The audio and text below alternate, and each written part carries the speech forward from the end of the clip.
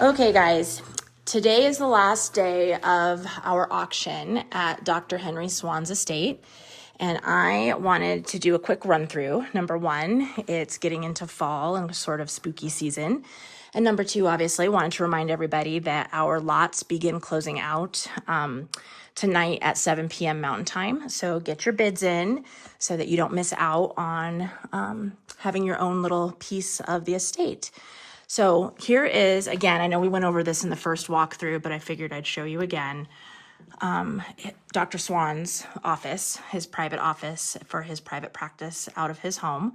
You can see the medical ceiling and lighting.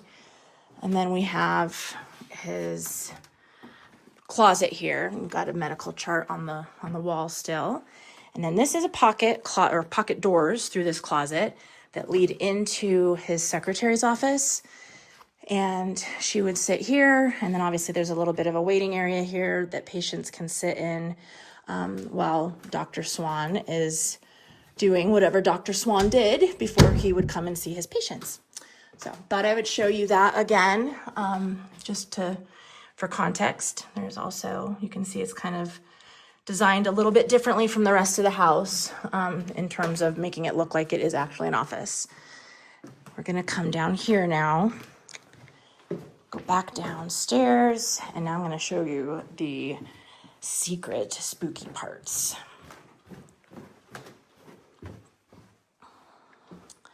So coming over here, we have this room. You can see we have some locks, multiple on the door.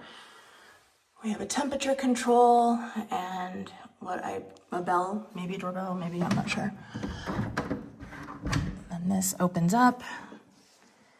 Sorry guys, it's dark in here. I have to try not to fall in the hole here. So this is all built in down here.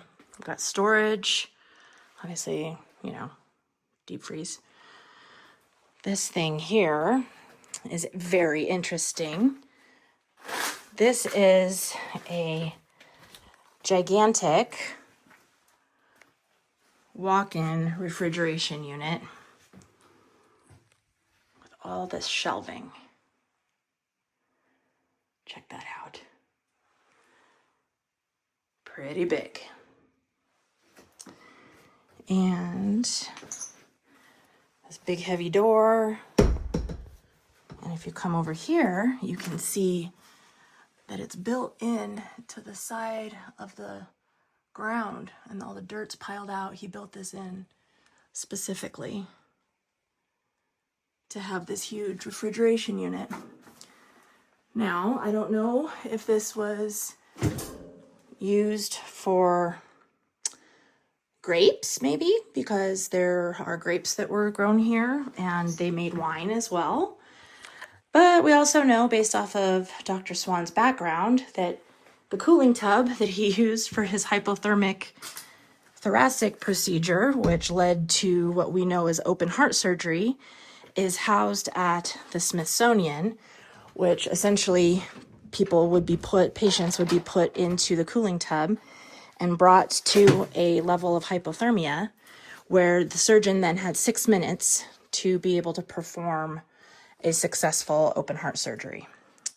So I'm not sure why we would need such a large refrigeration unit, but your guess is as good as mine. In here, we've got his wine area. He and Jerry loved to collect wine. There's lots and lots and lots of shelves, bottle slots for lots of bottles. Look, we've got 66, 62 through 69 and 71, 68, all kinds of good ones.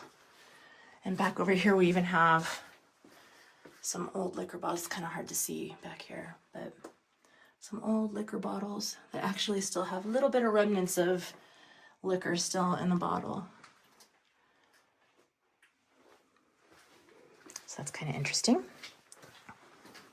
Okay, come out of there, back past the gigantic walk-in refrigerator and into this room. We've got a steel door here This is the fallout shelter. See the water lining the entry here, concrete walls. This was put in. We know that this was a fallout shelter because he actually referred to this as a fallout shelter in some of his notes. The house was built, or the house dates back to the mid-30s, the property does, and I think there was a lot of additions that were done in the time frame between the 30s and the 60s, kind of that age of war and concern for atomic and nuclear fallout and all that we saw some of the properties. Some people during that time frame were building bomb shelters, fallout shelters, and that type of thing. And then I'm sure as they got older and their wine collection grew, they needed more room. So it went from a fallout shelter to more of a wine room.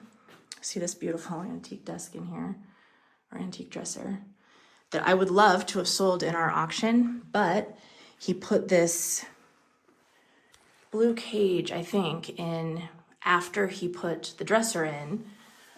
This says this lock will self-destruct in 1983. So without dismantling the shelf or dismantling the dresser, we can't really get it out. So then there's this work area, chandelier, 2 very old bottles of unopened full sherry, which are kind of fun. Can't sell those online either. And then of course we found some supplies for a first aid kit, some of which we have found the Band-Aids, more water, some canned olives, like a whole bunch. This box is all canned olives too, of canned olives for sustenance. And, KY, just guess never know what you're gonna need. Razors, paper plates, first aid materials, all the basics. So coming out of here, we'll go down into the bottom part. The last layer of our secret tour.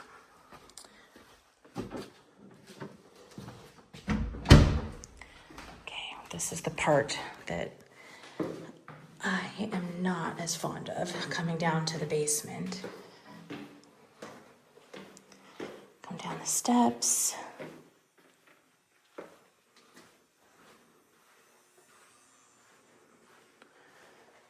In through here. You can see that's the dresser that we have in the auction. We have shelving here for canning, I presume, or their storage. Here's the trunk that's offered in the auction as well. We have our laundry room area.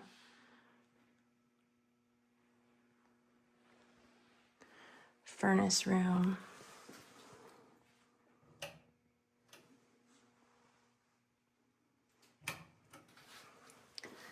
And then back over here, this is the part that everybody has kind of talked about, gives them the creeps in here a little bit. In fact, I have video of this cane moving on its own. So saying, just saying, call me crazy, but I swear that cane was moving on its own at one point when we first started. But then this is just storage. When you turn on the light, and medical equipment. Much spookier when the lights are off, right? So we come back through. And now this is the layer that I find to be the most interesting. So, as I said, on the property, they had tennis courts and, they grew grapes and made wine, and they had a beautiful garden. They also had tennis courts. There's also a grave on the property. Tragically, he did have a child that died young, and so she's buried on the property. But I was told that this particular room was Jerry's art studio, and I assume it was also used for wine preparation, grape preparation, and winemaking. So you could see kind of evidence of those two things. There's the art, and then there's the jugs that are also in our auction. But also, just saying again, not saying, but just saying, check out the ceiling and the light fixtures and the wash area. And I'm not sure what this Frigidaire does. Somebody wants to tell me in the comments where that dates back, when that dates back to, if that's, you know, all original and all that good stuff. I'd be interested in that. It's pretty cool. But take a look at the ceiling. Take a look at the floors and the wash area. And knowing what we know of the background of the home and the doctor and the experimentation and the innovation and all of his amazing medical and surgical achievements, I sometimes wonder what else this room might have been used for. But you use your imagination. So let's get out of here. Go back through. All right, guys, that's that. So auction closes out tonight, 7 p.m. Mountain Time, or when the first lots begin closing. So get your bids in and don't miss out on this really, really awesome once-in-a-lifetime opportunity to keep a little slice of history for yourself. Thanks, guys.